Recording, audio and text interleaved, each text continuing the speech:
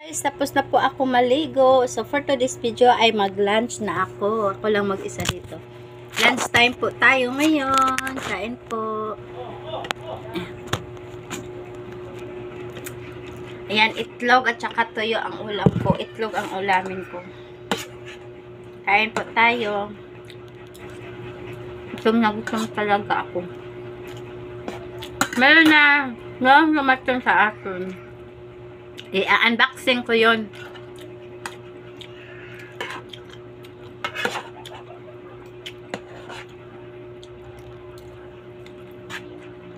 Meron tayong i-unboxing ngayon.